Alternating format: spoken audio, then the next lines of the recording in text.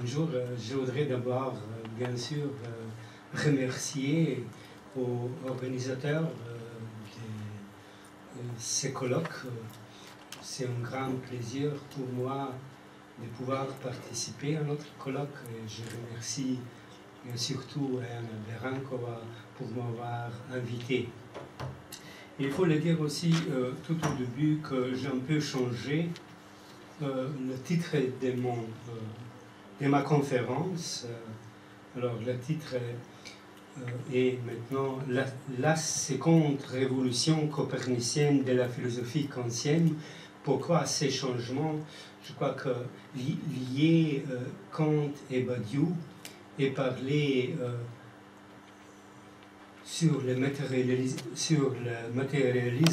possible de l'idée kantienne, veut dire qu'il faut trouver les traces d'une seconde révolution copernicienne chez Kant même.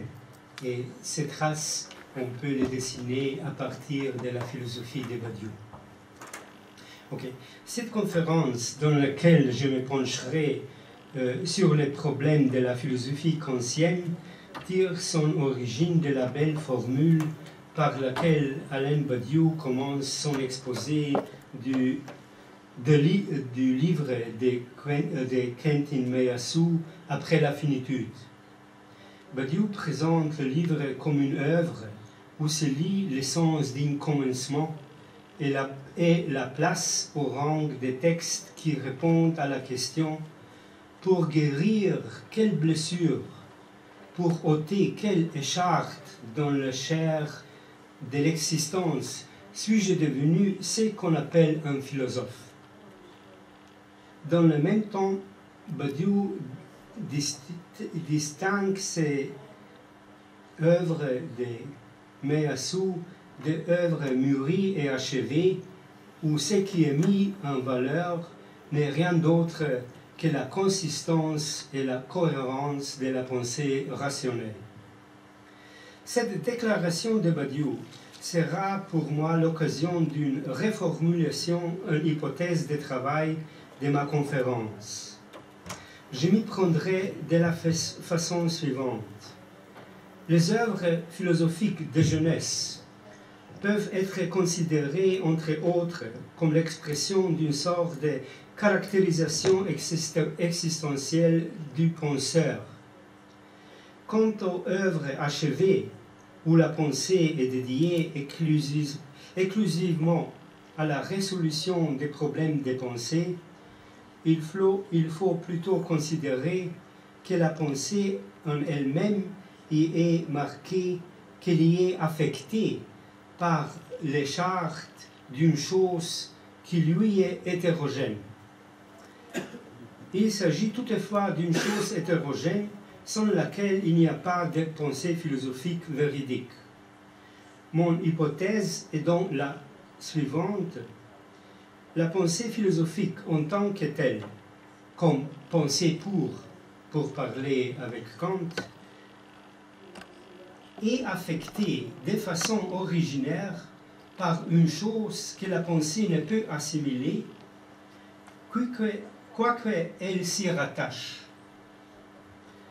L'hypothèse d'une pensée philosophique affectée par la chose de la pensée sera donc le fil rouge de mon analyse de la révolution dans la manière de penser qui fut l'apport de Kant à la philosophie.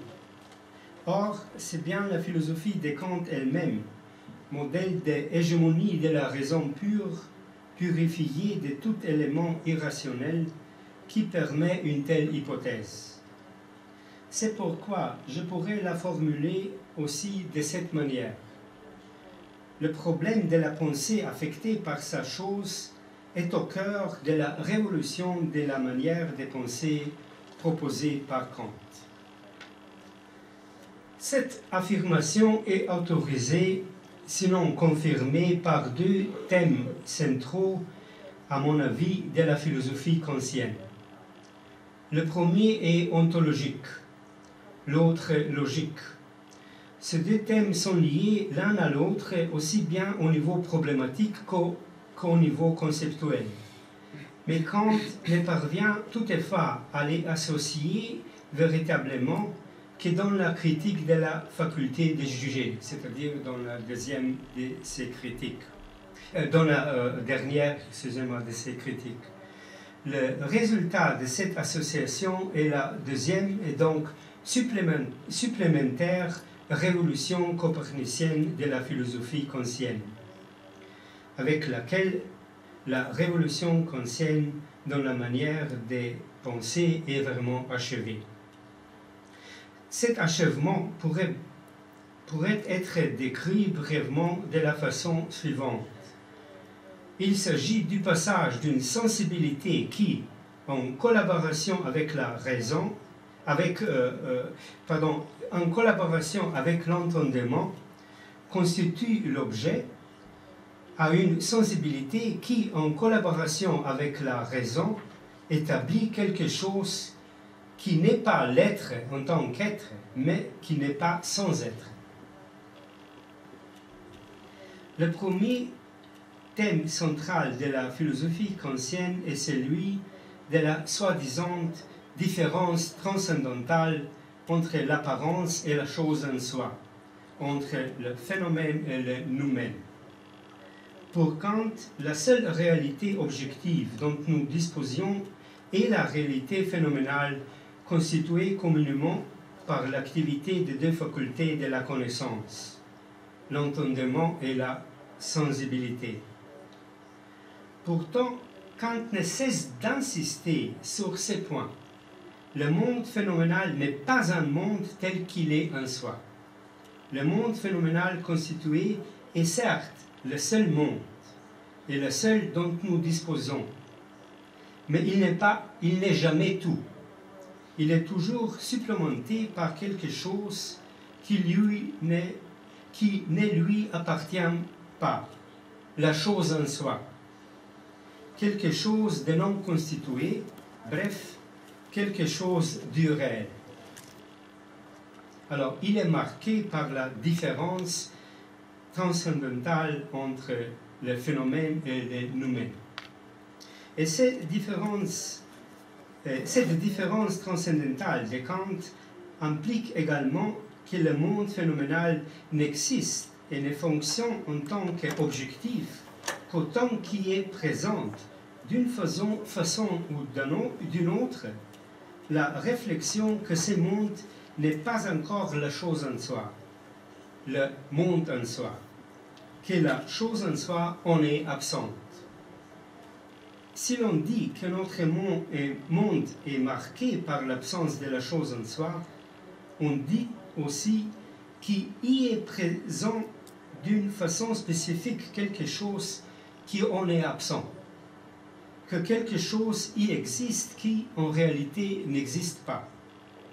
Voire, si le monde phénoménal est fondamentalement caractérisé par l'absence de la chose en soi, si le monde phénoménal n'est objectif qu'à la condition qu'il ne se prenne pas pour le monde en soi, alors l'objectivité de ce monde dépend fondamentalement du fait qu'elle reflète en soi l'absence du monde en soi, qu'elle la rend en quelque sorte visible. La question qui se pose alors est bien sûr la suivante. Quelle est la statue ontologique de cette absence présente, cette exclusion de la chose en soi, du réel, de la réalité? Qu'est cela qui ne fait pas partie de la réalité?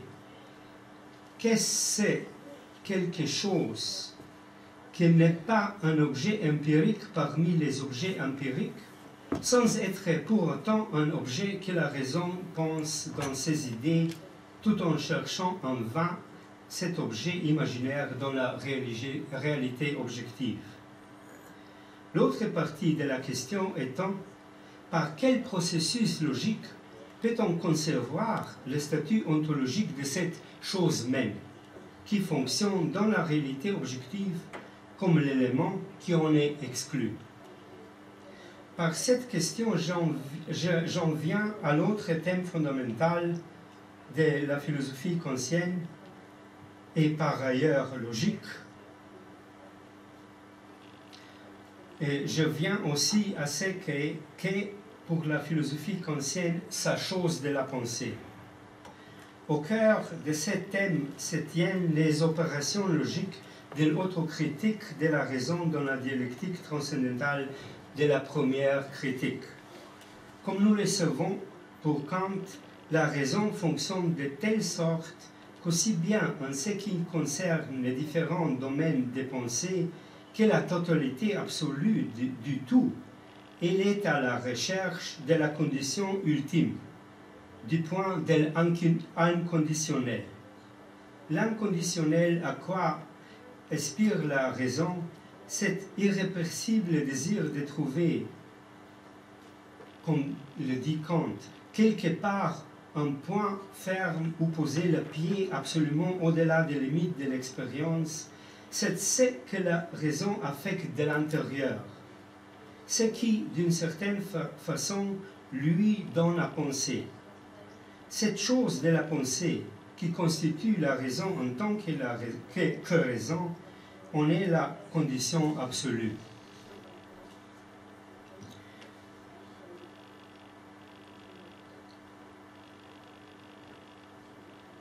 La raison, pour reprendre la formulation de Kant dans la première critique, je le cite, n'est en fait occupée que d'elle-même. L'effort fondamental de Kant est de prouver que lorsqu'elle est occupée d'elle-même, la raison n'est pas nécessairement prise dans le monde hallucinatoire des pensées vides. Au contraire, si la raison est de manière appropriée occupée d'elle-même, ce qui veut dire pour Kant qu'elle n'est occupée vraiment que d'elle-même, alors elle parviendra à accéder à quelque chose qui lui est irréductiblement extérieur, hétérogène. Le fonctionnement de la raison est approprié une fois qu'il est allé au bout du processus de autocritique. C'est la thèse de Kant. Mais dans le fonctionnement de la raison, il y a deux périodes. La période qui précède la critique, ou plutôt l'autocritique, et la période qui lui succède. Ou bien, ce qui pour Kant est la même chose, la période qui précède Kant et la période qui lui succède. Dans les deux périodes, si je paraphrase Lacan, la raison ne cède pas sur son irrépressible désir de trouver ce point d'inconditionnel. Dans la première période, si je simplifie quelque peu, la raison projette de soi dans le monde sa chose de la pensée incarnée par ses idées. La raison traite ces idées qui ne sont rien d'autre que l'être de la raison, comme le dit Kant, à savoir le produit de ses propres opérations de totalisation. Alors, la raison projette ces idées comme des objets du monde dans le monde et cherche ces idées comme des objets du monde empirique. On pourrait dire aussi que la raison considère la norme d'objectivité qui dirige la constitution de la réalité phénoménale comme le principe directeur sous-jacent de son fonctionnement. Bref, la raison voit quelque chose là où il n'y a rien mis à part la projection de ces opérations de pensée. Et il lui faut toujours finalement convenir que là où elle a vu quelque chose, en réalité, il n'y avait rien. Après l'autocritique de la raison, la possibilité que tout peut radicalement changer est donnée. En effet, l'autocritique de la raison met à jour l'erreur structurelle insurmontable dans le fonctionnement même de la raison, qui consiste en ceci, que ces idées produisent l'apparence transcendantale. C'est l'expression de Kant. Ils produisent l'apparence transcendantale d'une existence objective là où il n'y a rien d'autre que la forme de ces opérations totalisantes. Consécutivement à la prise de conscience de sa propre erreur structurelle, le fonctionnement de la raison ne change en rien. La raison continue de créer l'apparence de quelque chose là où, objectivement parlant, il n'y a rien. Seul change le statut de cette apparence. L'apparence persiste, mais reconnue comme telle, elle ne nous abuse plus. Je citais Kant. Alors, l'apparence persiste, mais elle ne nous abuse plus. Il est donc fondamental, à mon avis, de ne pas limiter les accomplissements de l'autocritique de la première critique au fait que la raison sait maintenant reconnaître ses idées comme une simple, quoique nécessaire, apparence transcendantale.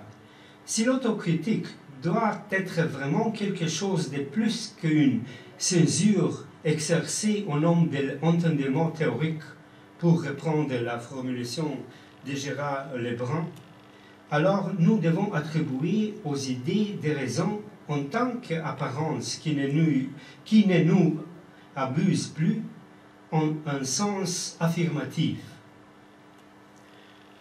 Commençons par l'affirmation selon laquelle dans l'opération d'autocritique, la raison ne renonce pas à sa chose de pensée, c'est-à-dire à ses idées, pas plus qu'elle ne renonce à réaliser ses idées dans le monde. Elle ne renonce qu'à la représentation de sa chose de pensée en tant que partie prenante de la réalité objective, c'est-à-dire au fait que ces idées sont un objet du monde empirique comme les autres.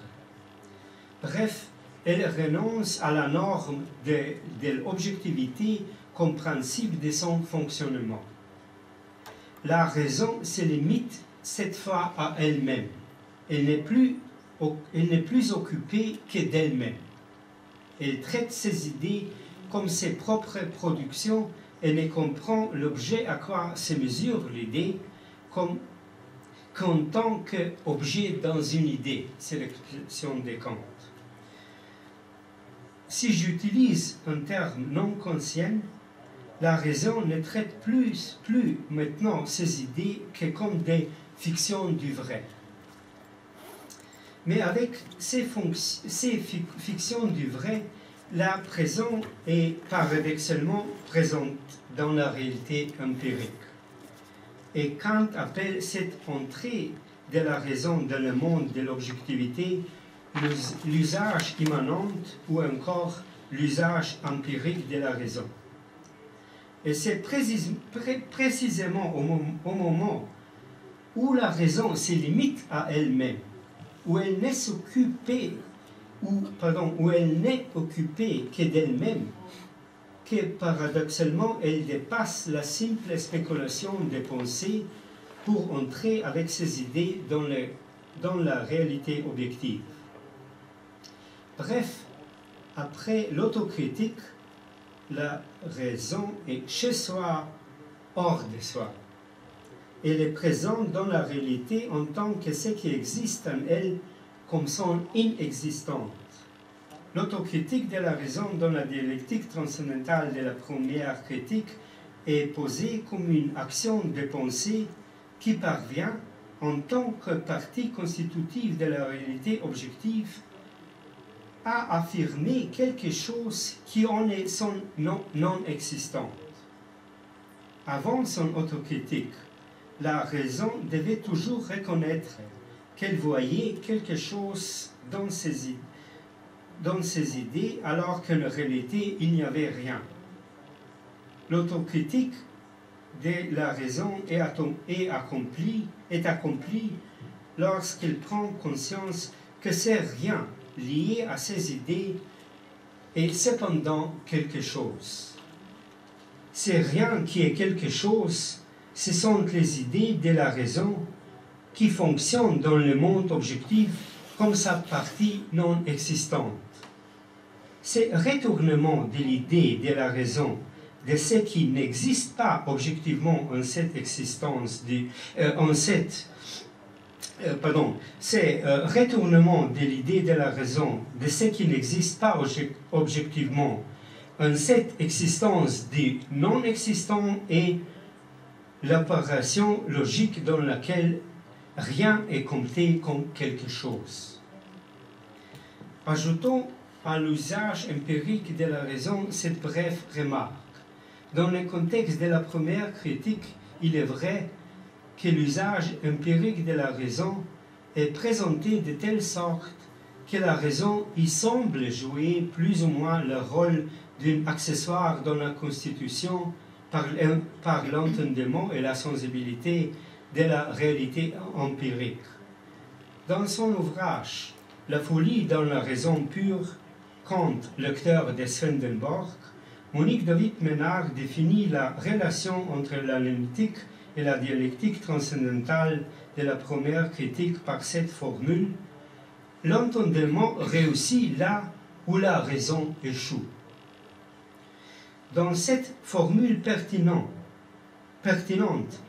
on ne doit toutefois oublier le fait que ce n'est pas la raison qui est conditionnée par la réussite de l'entendement.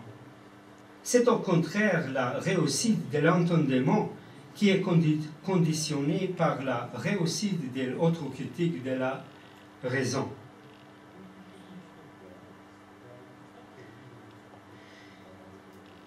Le rôle de la raison dans la constitution de la réalité est donc, avec son usage empirique au service de l'entendement, loin d'être épuisé.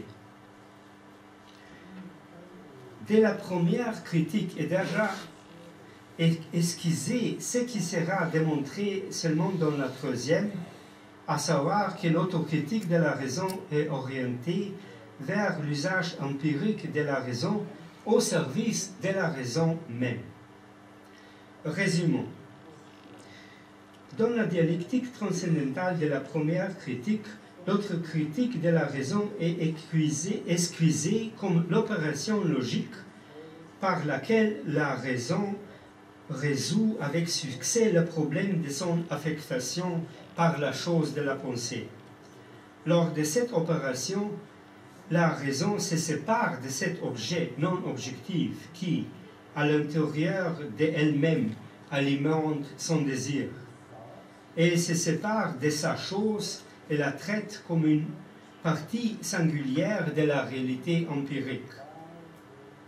La chose de la pensée qui, sous la forme des idées, se manifeste dans l'expérience a un statut ontologique tout à fait particulier, qui la distingue de tous les autres objets du monde dont il partage le destin. Autrement dit, avec le langage de la critique de la faculté de juger, la chose de penser a le statut ontologique d'un cas, c'est-à-dire le cas de l'idée.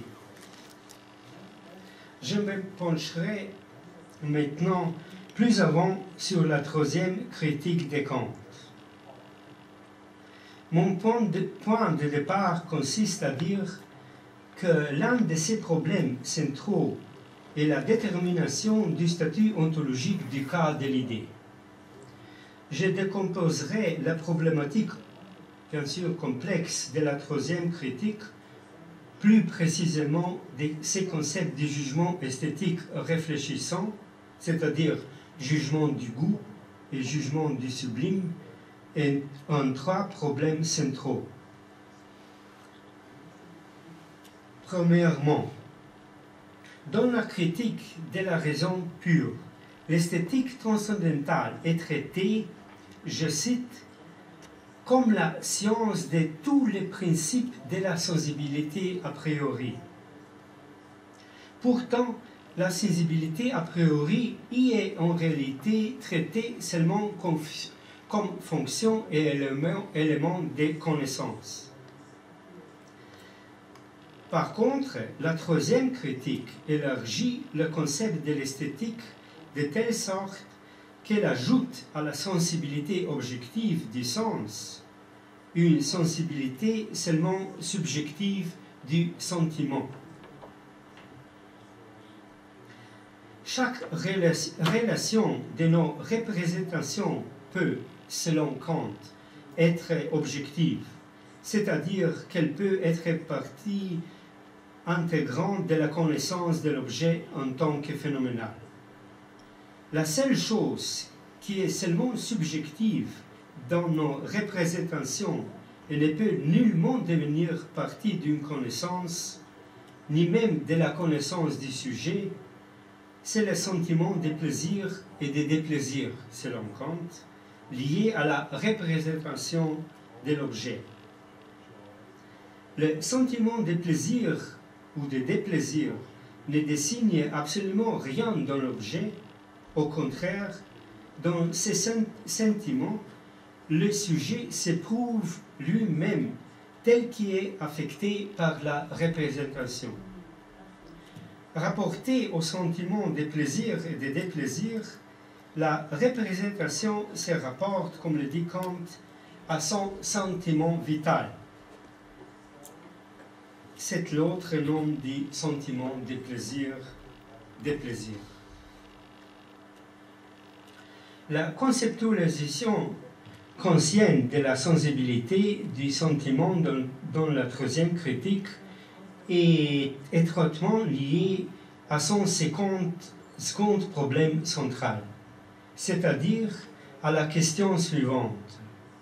Comment déterminer par concept ce qui par définition résiste à l'emprise de la détermination conceptuelle, à savoir la particularité dans son irréductible particularité, sa singularité.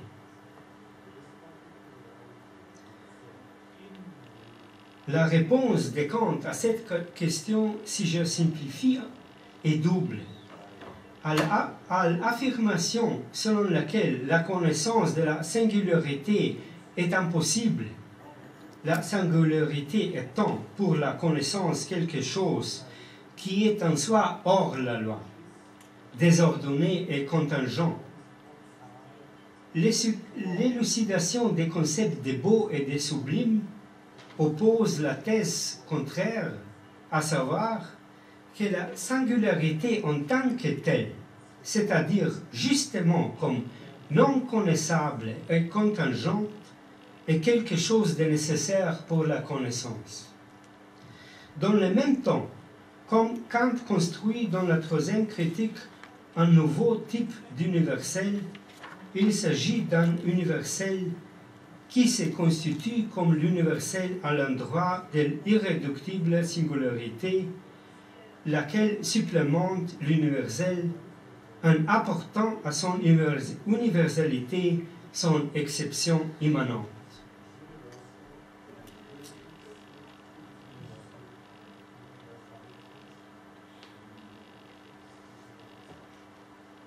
Ces deux problèmes, à savoir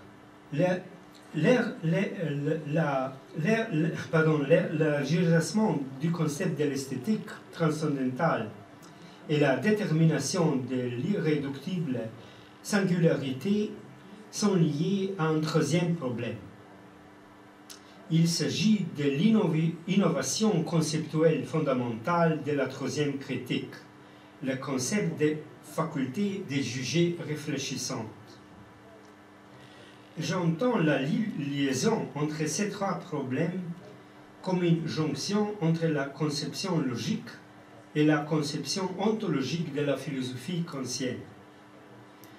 Kant lui-même la traite comme, je le cite, la relation immédiate de la faculté de connaître au sentiment des plaisirs et des déplaisirs. Et il comprend cette relation immédiate entre la faculté de juger et la sensibilité en tant que la relation laquelle définit, comme le dit Kant, justement ce qu'il y a d'énigmatique dans le principe de la faculté de juger.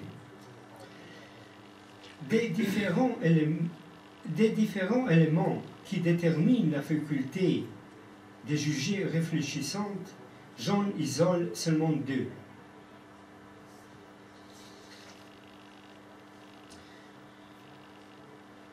D'abord, l'élargissement du sens de l'esthétique se fonde sur le fait que Kant ne relie plus la caractéristique de sensibilité de la représentation à la seule représentation, mais au acte de la faculté de juger. La dénomination de jugement esthétique sur l'objet nous dit ainsi que la représentation se rapporte bien à l'objet, mais que dans le jugement, il ne s'agit pas d'une détermination conceptuelle de l'objet, il s'agit d'une détermination qui se rapporte seulement au sujet qui juge et qui est elle-même quelque chose de seulement subjectif. Le sentiment de plaisir et de déplaisir est produit dans l'acte de la faculté de juger réfléchissante, qui se détourne de l'objet vers la représentation de l'objet et vers sa condition subjective des possibilités. Dans le sentiment de plaisir et de déplaisir, on prend conscience sur le monde sensible que dans la représentation est mise en œuvre cette conformité de l'imagination et de l'entendement qui est la condition élémentaire pour tout effet de connaissance. Ce qui signifie aussi la chose suivante. Bien que l'acte de la faculté de juger réfléchissante s'arrache à la fonction connaissante, objectivante, cela ne veut pas dire pour autant que la sensibilité de ce sentiment abandonne toute orientation vers la connaissance. Bien au contraire, elle est marquée par le signe d'une connaissance indéterminée, une connaissance, pour ainsi dire, sans connaissance, ou une connaissance que Kant nomme dans la troisième critique la connaissance en général.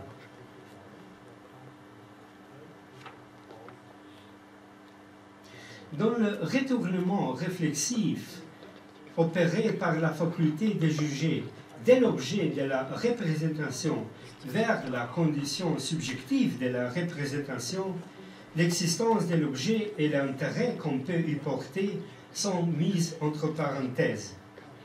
La faculté de juger juge de la représentation en pure réflexion. Ce qui la guide dans le jugement, ce n'est pas l'attente de tel ou tel plaisir donné dans les sentiments sensibles. Et de même, le jugement n'essaie pas de créer un concept de l'objet. Dans l'action de la faculté de juger réfléchissante est suspendue toute détermination, aussi matérielle que formelle, de ce qui se présente. Le jugement qui porte sur la représentation est une action que la faculté de juger exerce, comme le dit Kant, pour elle-même. Ce qui importe, c'est ce que j'ai fait de cette représentation à moi-même. Le seul motif de la faculté de juger réfléchissante est en dernière instance l'acte du jugement lui-même. Il n'est exigé de la faculté de juger réfléchissante que ceci, qu'elle fasse dans l'acte réflexif tout ce qui est en son pouvoir pour que cet acte soit accompli correctement. Et si cet acte est accompli correctement, son résultat doit nécessairement présenter la marque, comme je l'ai déjà dit, d'une connaissance en général. Peut-être pourra-t-on se représenter un peu mieux l'acte de la faculté de juger réfléchissante à l'aide du schème grâce auquel Lacan présente le couple Scopos le but et telos la fin dans son séminaire disent. C'est le chef Shrem qu'on voit derrière moi. Le jugement guidé par rien d'autre que par le souci de réaliser correctement l'acte du jugement peut être illustré par le biais d'une analogie avec le tracé d'une flèche de la façon suivante. La faculté de juger, confrontée à un objet, un événement donné, entre dans la réalité empirique, c'est le bord. Puis, elle effectue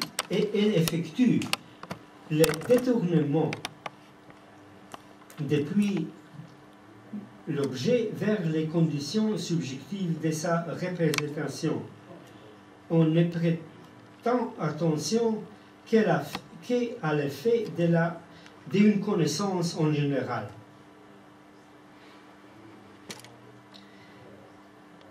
Ayant ainsi entouré l'objet en tant que tel, elle revient vers soi. C'est le go. Je reviendrai sur cette explication. Mais d'abord, quelques mots sur le deuxième élément clé de la faculté de juger. J'ai déjà dit qu'en dépit du fait qu'elle s'arrache à la connaissance objective, la sensibilité du sentiment se rattache à l'ordre de la connaissance en général. Là où, pour la philosophie kantienne, il y a connaissance, même il s'agit seulement de la connaissance en général, il y a nécessairement connaissance de quelque chose. En tant que forme de la conscience en général, la sensibilité est elle-même inséparable d'une matérialité spécifique de cette forme de connaissance. Elle est inséparable de ce qui constitue son cas singulier. Lorsqu'on voit quelque chose dont on n'a aucune idée, quelque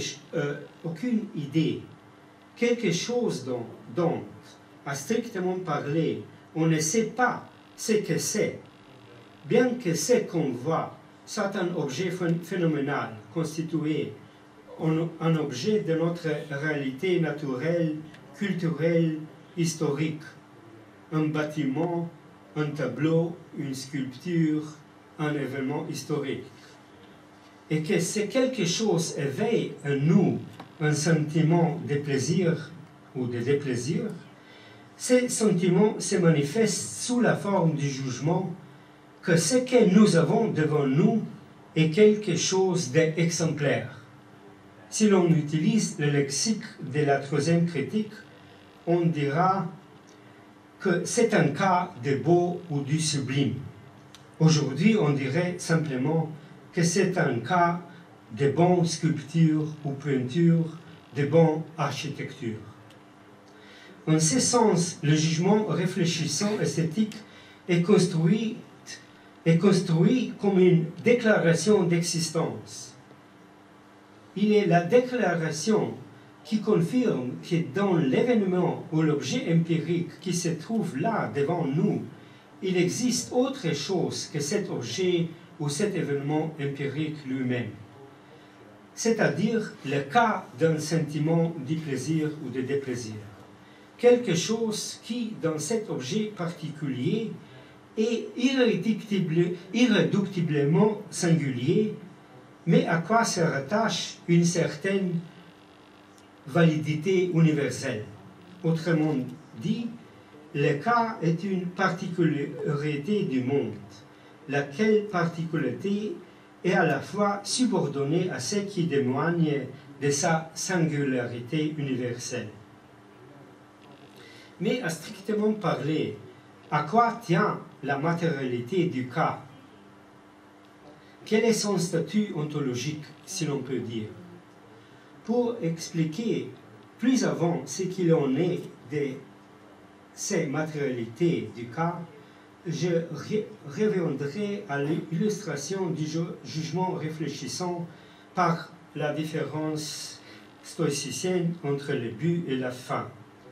La finalité sans fin, dirons-nous, comme Kant, du jugement réfléchissant consiste en ceci qu'il doit bien effectuer sa tâche. L'objet en soi n'importe pas dans l'acte du jugement. Le jugement y est indifférent. Cette indifférence est déduite de ce que le jugement ne fait qu'entourer l'objet, comme on le voit. Le jugement ne s'occupe pas de la détermination objective, spatio-temporelle de l'objet. Au contraire, il déréalise cette détermination objective. Mais si, d'un côté, le jugement est indifférent à l'objet lui-même, de l'autre, s'il veut réussir, il n'est pas indifférent à cette indifférence. En effet, la déréalisation de la détermination objective est l'opération par laquelle le jugement installe à la place de l'objet déréalisé ce même objet déréalisé comme corps d'une irréductible singularité qui joue le rôle d'un événement de l'universel. Il s'agit d'une déréalisation de la réalité au sens où les données particulières du monde se transforment en un corps ou en un cas de l'idée. Pour prendre l'exemple très connu de Kant, c'est l'enthousiasme des spectateurs de la Révolution française. Et cet enthousiasme a déréalisé la réalité empirique et historique de la Révolution française afin de transformer cette même réalité en cas de l'idée, c'est-à-dire un signe historique du progrès vers le mieux. Le cas et cette objectivité non objective dans l'objet particulier sont irréductibles singularités qui a un statut ontologique spécifique.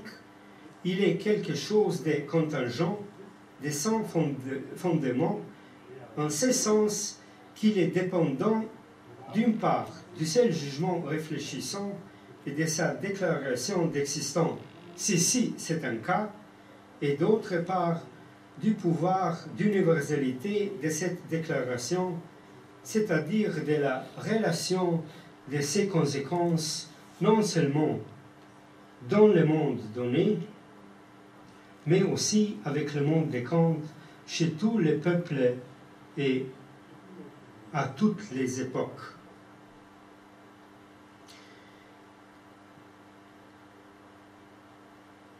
Le cas du sentiment de plaisir n'est ni l'objet objectif constitué par l'entendement, ni le sublime objet suprasensible de la raison avant son autocritique. Son objectivité, sa matérialité est le produit d'une double négation. Elle est la déréalisation des objets de la réalité d'expérience et la désublimation des objets de la raison critique. Mais en tant que telle, cette matérialité toute particulière existe à l'intérieur de la réalité objective constituée. Bref, selon son statut ontologique, la matérialité du cas est la trace matérielle de cette absence présente de la chose même qui donne au monde phénoménal objectif sa consistance et sa dureté. C'est donc justement, avec ça, ces mots, je conclurai, c'est donc justement dans le statut ontologique du cas qu'on devrait aller chercher le matérialisme de l'idée kantienne possible. Merci beaucoup.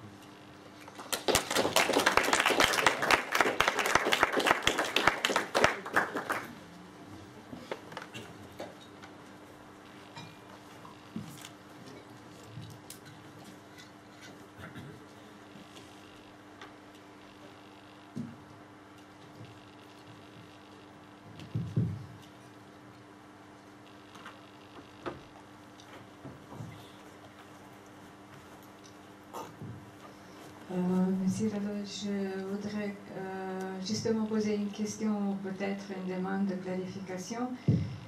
Concernant la parallèle, tu as relié l'idée kantienne à partir de la philosophie, c'est-à-dire à partir de la conception de l'idée chez Badiou.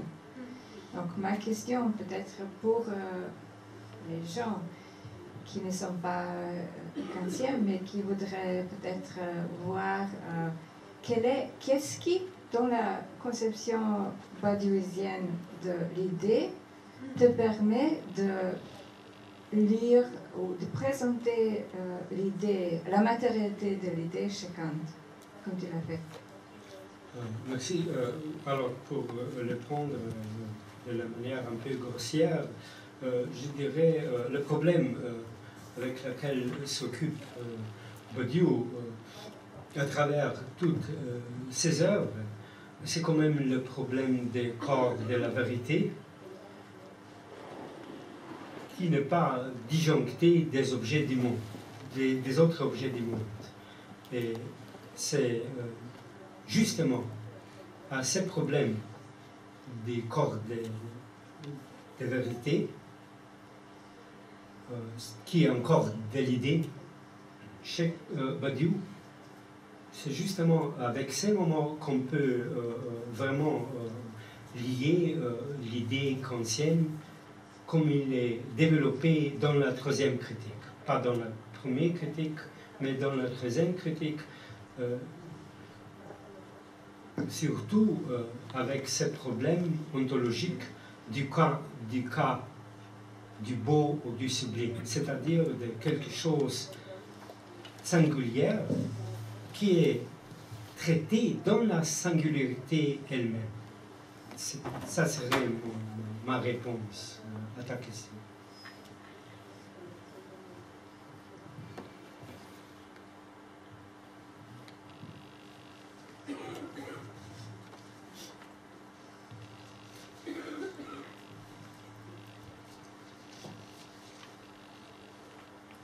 Bon, s'il n'y a pas de questions, je vous propose qu'on passe à la prochaine intervention.